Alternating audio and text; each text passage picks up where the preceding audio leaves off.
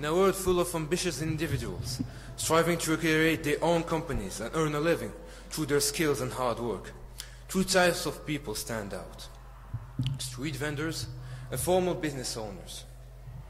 But what set them apart? What is with the ongoing tension between these two groups?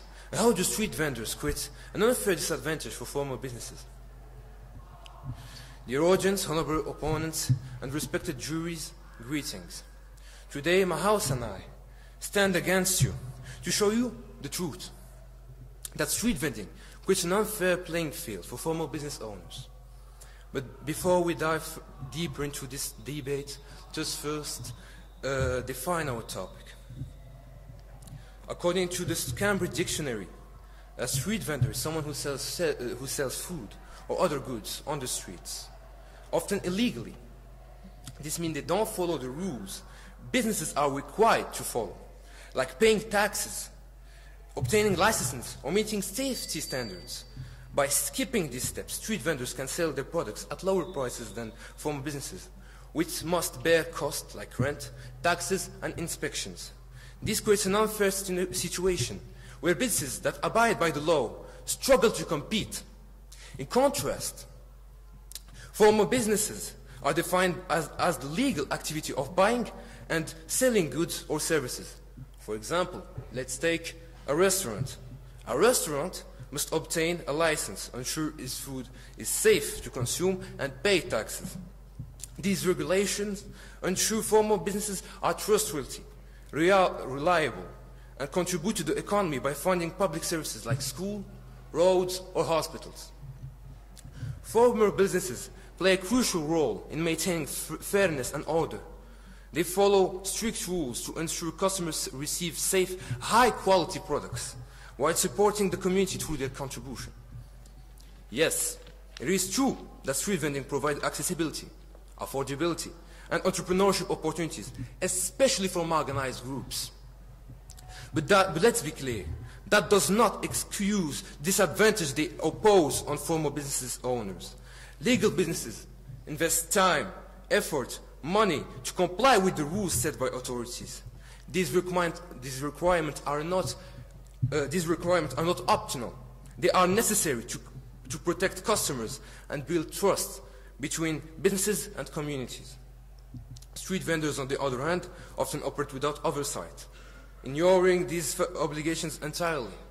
As a result, they can sell similar goods of lower quality. In conclusion, while street vending may seem like a quick and conventional option, it comes at a cost, an unfair disadvantage for legal businesses that play by the rules. These businesses are the backbone of our community, of our economy, supporting public services and ensure customer safety. Allowing street vending to flourish unchecked undermines the very principle of fairness and trust in between worker and customer. We should be ashamed of our state. Normalizing it should show the clear flow of our society as a whole. Thank you.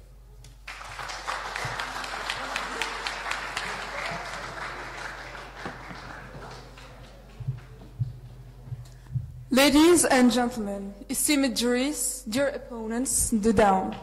Welcome to the session where street vending and its unfair impact on formal businesses is being discussed. To begin with, I would like to make your vision less blurred about this topic. Street vending is a popular form of economic activity that involves the selling of goods and services on the street, sidewalks, and many more public spaces.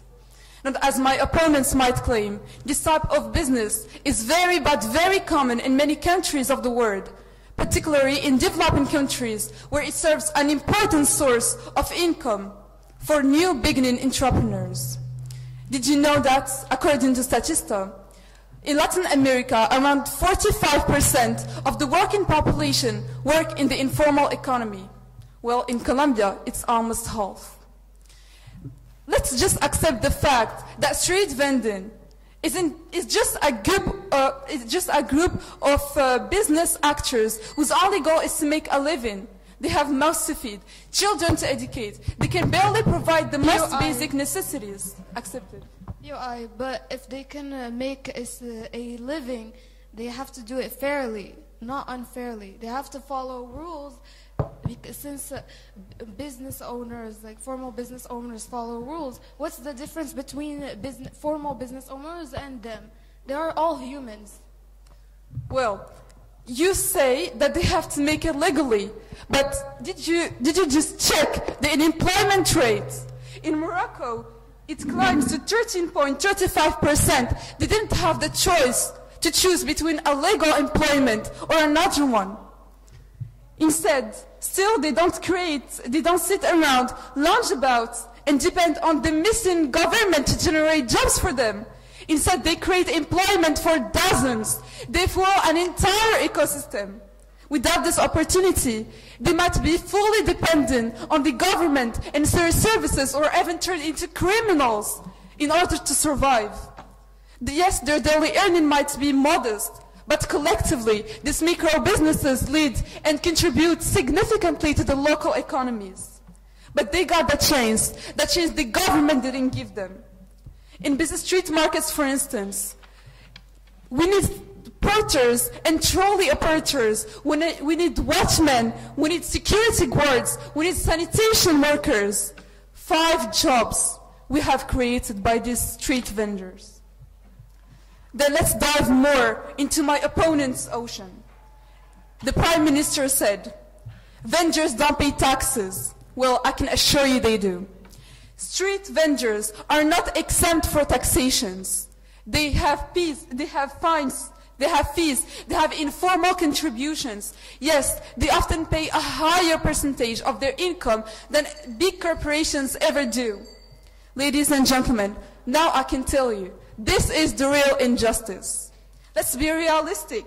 Those street vendors are often operate with limited resources, yet they manage to come and turn out unique, flavorful offerings, even to the budget constraints. They stay innovative, creative, and motivated.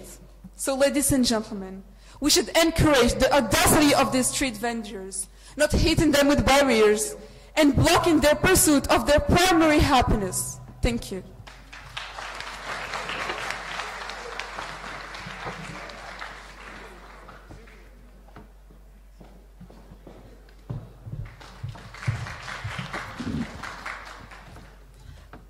Good morning, everyone. Dear audience, esteemed judges, and worthy opponents. We've just heard the leader of the opposition argue that street vending is a harmless and even beneficial part of the economy.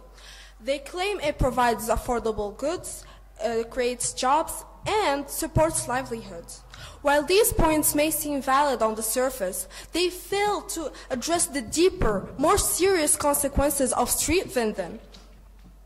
So, which is why I stand before you today to explain how street vending creates an unfair competition for formal businesses.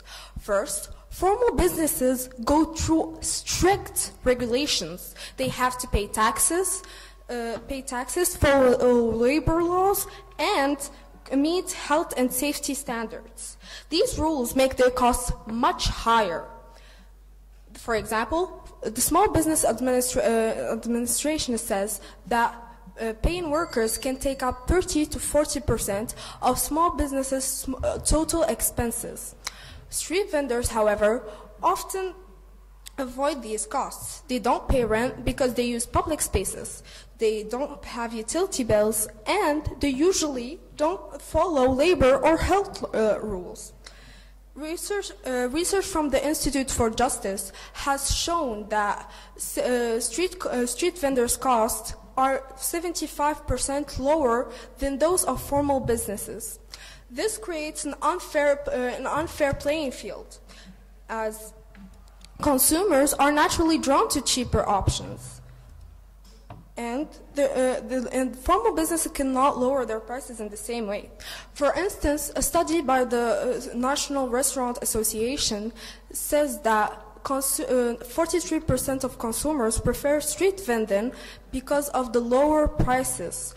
And this has made formal businesses lose as much as 15% of their total income. These facts make it clear Unregulated street vending harms formal businesses by undercutting their prices and drawing away customers. Thank you.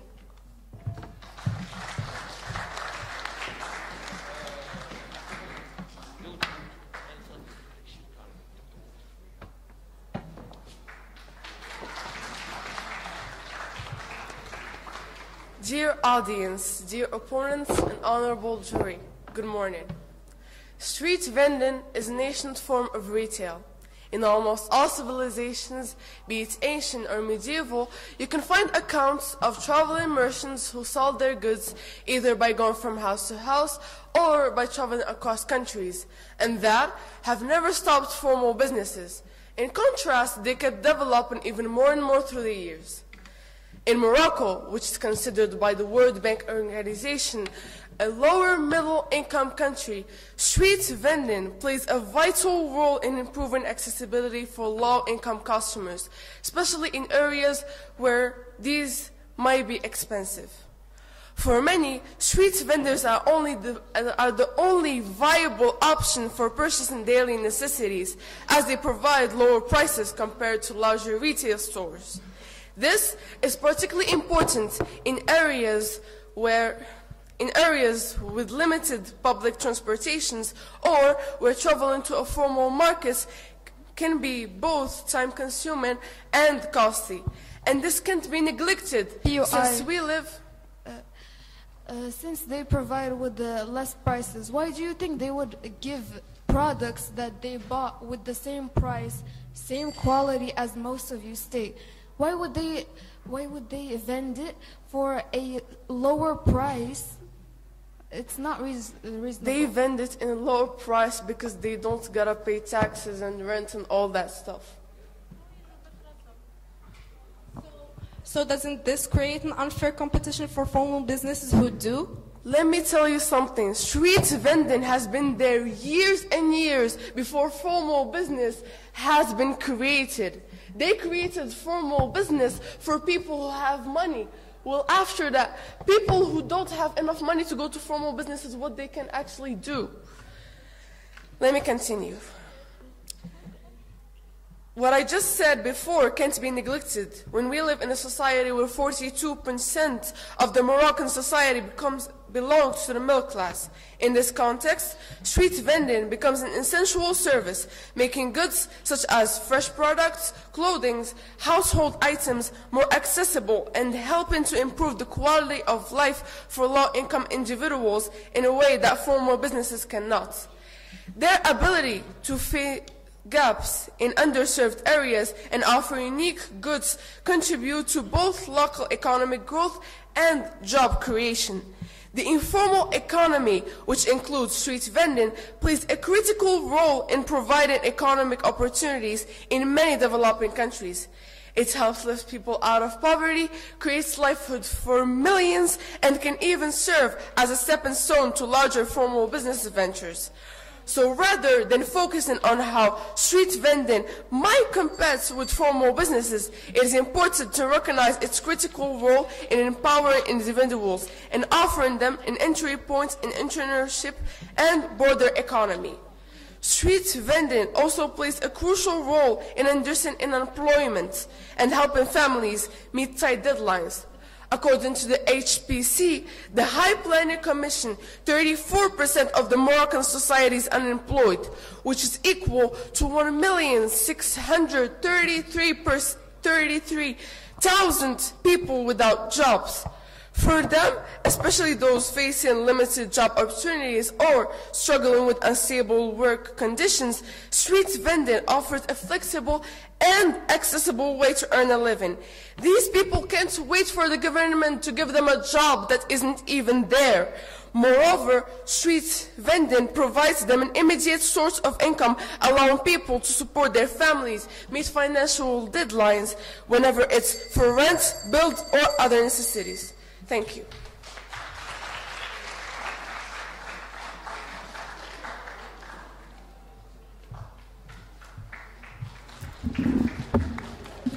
Almost everyone has bought something from street vendors, at least once in their life before, right? But have we ever stopped to think about the threats, the pollution, the health and safety issues they create?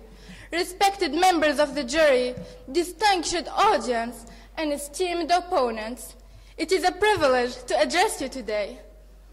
Although many people buy from street vendors daily, we must recognize that our ignorance may cost us a serious price. But before we dive in further into our topic, let's first review some regulations that businesses must follow to operate both legally and fairly. These include paying taxes, adhering to environmental laws, to environmental rules, obtaining a proper license, following customer protection laws, and many more. Without them, businesses could harm people, the environment, or even the economy. Yet street vendors are the primary ones. Yes? How can you prove formal businesses don't also pollute? Not only street vending is the pollutant. Not what?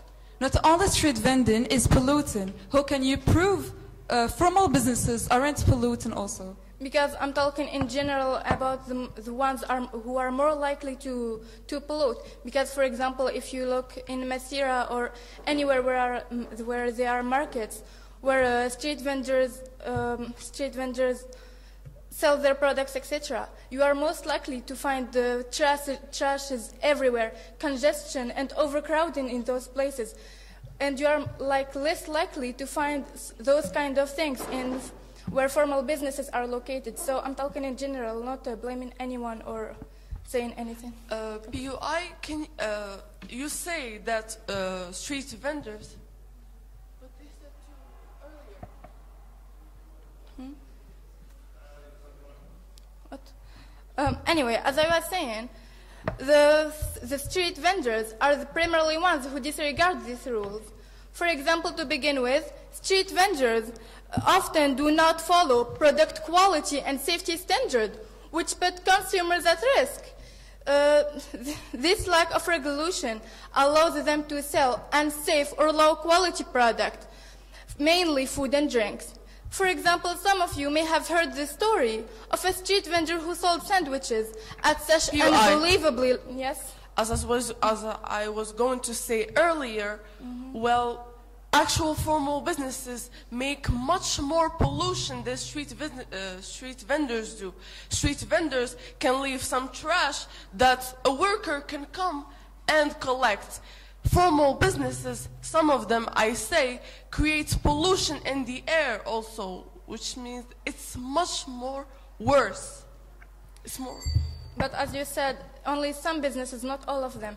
Most of them, even if they cause these pollutions, they are still legally responsible of them. They can, the government can blame it on them, and the businesses are forced to take care of them. Unlike if a street vendor causes pollution, there aren't any proof that they are the ones who cause them, and there aren't any consequences for their actions, since they didn't sign any regulations or any rules. Okay, back to my story. There was a street vendor who sold sandwiches at such unbelievably low prices, attracting many customers, of course. But within weeks later, it was revealed that he was using dog's meat in his sandwiches. And it's not only the only case here. There are many similar cases to that one. Meanwhile, formal businesses, they are required to follow strict health regulations like food safety checks and regular inspections. Thank you.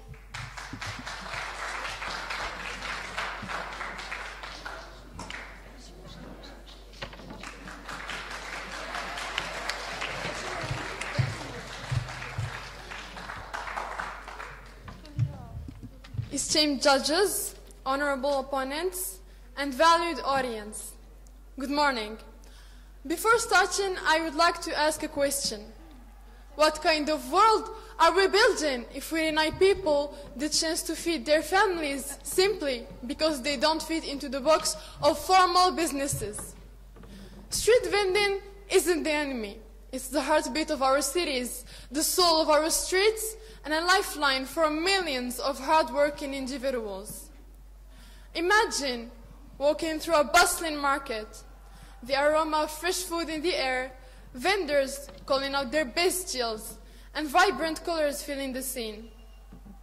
Does that look like unfair competition to you? Or does it look like a thriving, inclusive economy? Street vendors operate within a more structured and regulated framework than many might assume. Vendors are required to obtain permits to legally conduct their business, with these permits often to a specific expiration dates that mandate timely renewals. Additionally, maintaining detailed financial records is a crucial part of ensuring compliance with these legal requirements. Street vendors don't compete unfairly. They cater to completely different needs. A vendor selling quick snacks to a busy commuter isn't stealing customers from a busy restaurant. They serve convenience where it's needed most. It's like comparing a bicycle to a luxury car. They're serving convenience where it's needed most. As Nobel laureate Amartya Sen reminds us, economic development is about creating freedoms, not eliminating livelihoods. Street vending is more than just selling goods. It's about preserving culture, sparking innovation, and giving a voice to those left out of the formal system. Now, ladies and gentlemen, I would like you to picture Jam El Fna, the famous square in the heart of Marrakesh. It's not luxury stores or formal businesses that keep it alive and draw millions of tourists. It's the street vendors. These people set up their stalls daily, selling freshly squeezed orange juice, handcrafted jewelry, piping hot tagines, and aromatic spices. They create an electric atmosphere where every sense, sight, sound, smell, taste is fully alive. Beyond the products, it's the human experience that makes it unforgettable. Vendors are not just vendors. They are storytellers, entertainers, and negotiators. They showcase Moroccan culture in its rawest, most authentic form. Now, try replicating that vibe in a Polish storefront. It just doesn't work, does it? Now, if Marrakesh one day decided to ban vendors in favor of formal businesses, would the city still hold its magic? Not a chance. Street vending isn't just about selling goods. It's about heritage, vibrancy, and connection. Formal businesses can't replicate the pulse of a place like that. So, ladies and gentlemen, I ask again, will we tear down this vital pillar of our economy or embrace it as a force for good? Street vending isn't a threat. It's proof that inclusivity and prosperity can go hand in hand. Thank you.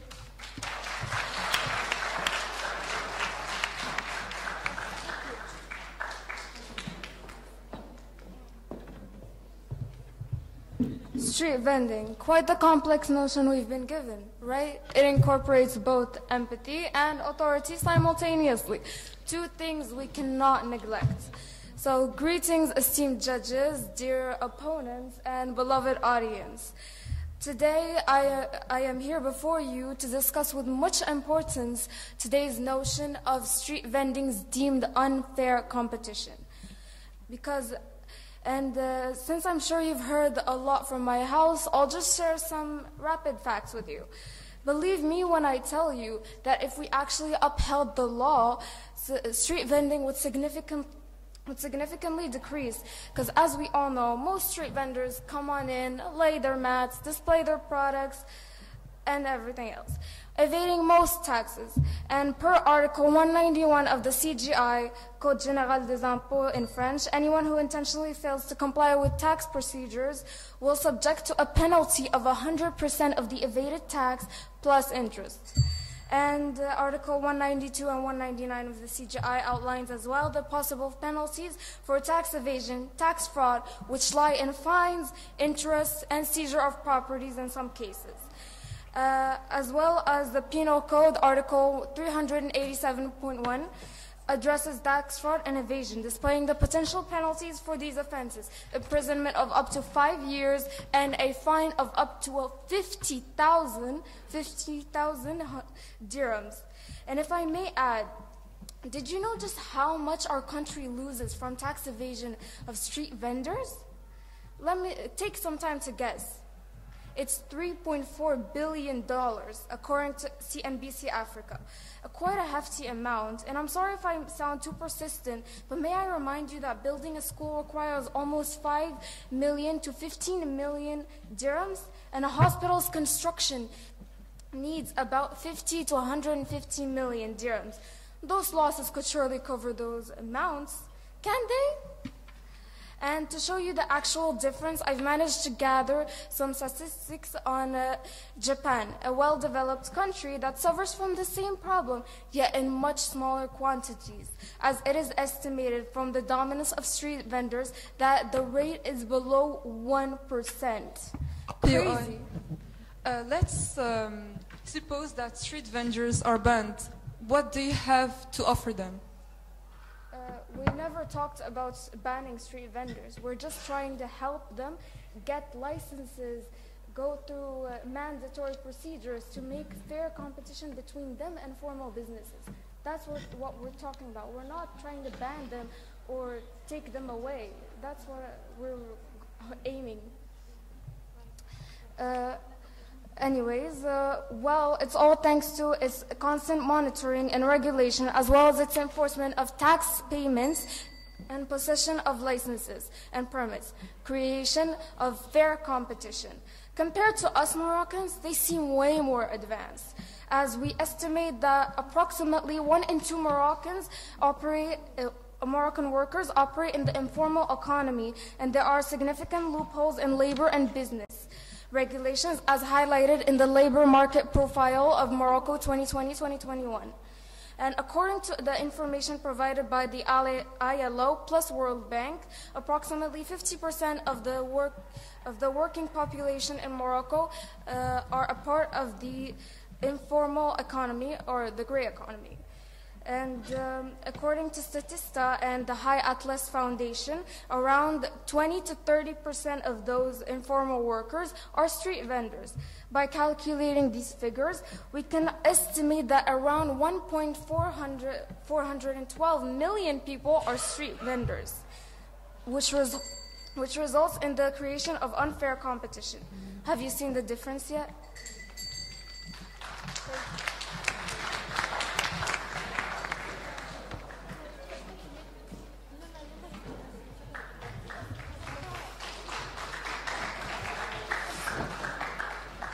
Dear opponents, if you're listening closely, you will have realized by now that in your efforts to argue against street vending, you've actually supported some of the reasons why it's essential in the first place.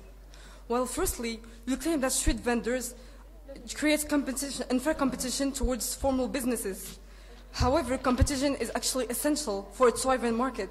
Rather than harming businesses, street vending is not only essential, but also fair. While you also argue that street vending sell unsafe products and unhealthy, it is clear that street vending isn't the problem, and the lack of regulation is. It needs to be given way more attention than it receives. Having addressed these concerns, let me now talk about why street vending is really essential. Street vendors, far from creating unfair competition, often provide much-needed services in places where formal businesses fall short. They're able to operate in areas where large stores might not be economically viable, but especially in underserved neighborhoods. These vendors bring products that directly to the people who need them, whether it's fresh food, affordable snacks, or even household essentials. But here's the thing. The key to make street vending work without negatively affecting formal businesses lies in proper regulation. By establishing clear guidelines around pricing, safety standards, and hygiene, we can ensure that street vendors offer safe, reliable products while maintaining healthy competition. With the right rules in place, street vendors can thrive without putting the success of larger business at risk. They're a complementary, not a competitive force in the market. You said that they can operate without harming formal businesses. But if they sell, for example, the same, as you say, the same quality, the same price, a lower price rather, yet with the same quality, good hygiene, everything like that, then they harm the businesses. They harm them in a way that people will rather go to them and leave formal businesses so they can shut down and whatever. Well, not exactly, because this is a healthy competition we're talking about. So, as I was saying, in conclusion, street vendors are not just a convenient option for quick shopping. They're a crucial part of ensuring that everyone has access to the products they need. Whether it's offering healthy food, offering affordable options for those with difficulty traveling, or simply being an accessible and familiar face in the community, street vendors make life easier for all. And if you still doubt the importance of street vending, let me explain further. Street vending provides a unique opportunity for individuals to become entrepreneurs, especially in areas with few job opportunities. People can start a business with little capital, which allows them to support themselves and their families, creating an important source of income. The more street vendors there are, the more economic activity takes place within the community. Additionally, we can see how street vending not only provides to the community, but also drives economic growth. Take this example. A girl downtown had the brilliant idea to start street vending. She began selling fresh orange juice, and now she doesn't just bring the juice, she squeezes the economy too, and in a good way. She buys her oranges from local farmers, giving them a reason to smile, and as her sales grow, she hires her cousin Ahmed to help. It's a win-win, fresh juice for you and fresh income for the community. Thank you.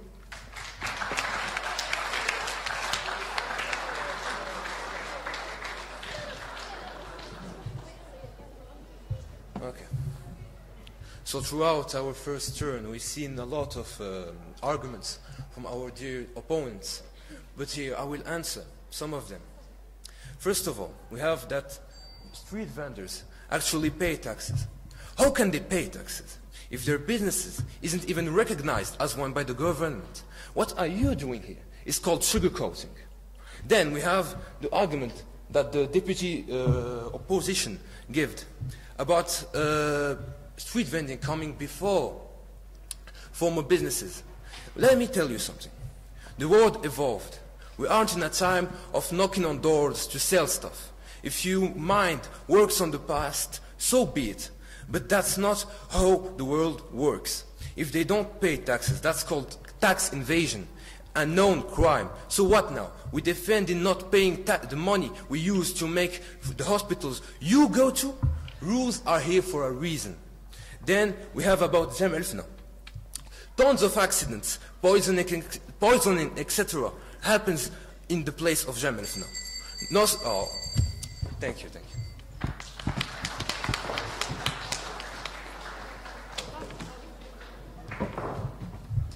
I invite you to check history more closely and then argue, please. Ladies and gentlemen, let's admit it. Street vendors are more than just sellers of goods.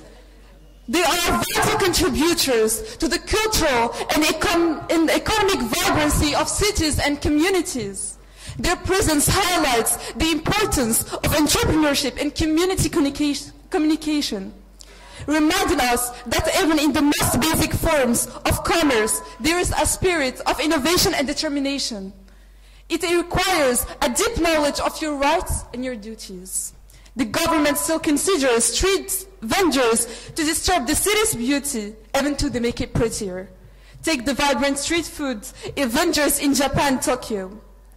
Does it ruin the charm of the city? Absolutely not. Street vendors just keep adding their personal touch and embodying the hard work, dynamism, and self-sufficiency.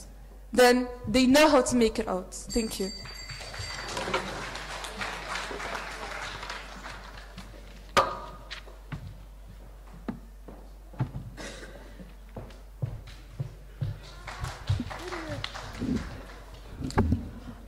Dear audience, we've just heard once again the leader of opposition argue that these street vendors are harmless.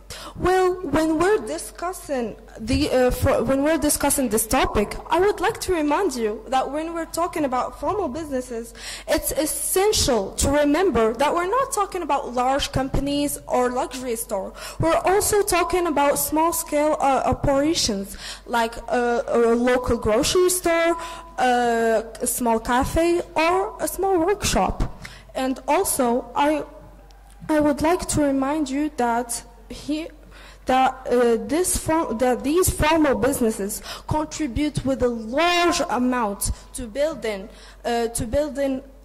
hospitals and education in the schools and infrastructure. While these street vendors don't take a part in any of this, but just make governments spend extra to deal with these problems. Thank you.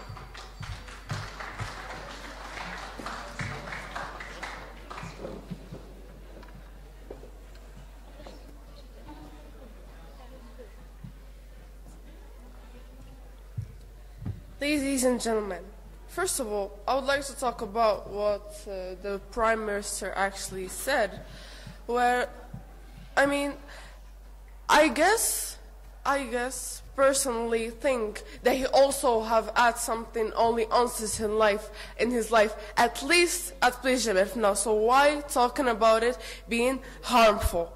And aren't formal businesses also harmful too, in a way or another?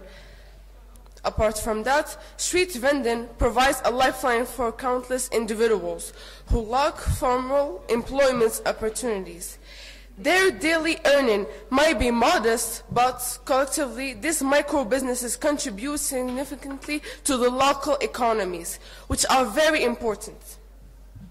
Thank you, I guess.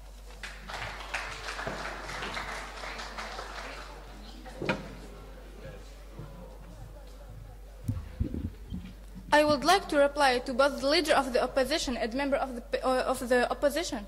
First, I just want to say that Japan have their permit and have their license, which makes street vending an organized thing, unlike here in Morocco, where it's more likely to be messy than organized. Don't you get mad when there is an overcrowding caused by street vendors? I doubt. And for a member of the opposition, I just want to say that even if street vendors offer a human experience, a good human experience, it still shouldn't come at the cost of lack of hygiene and fairness and unsafe products. And something else, I would like to add that what even stops street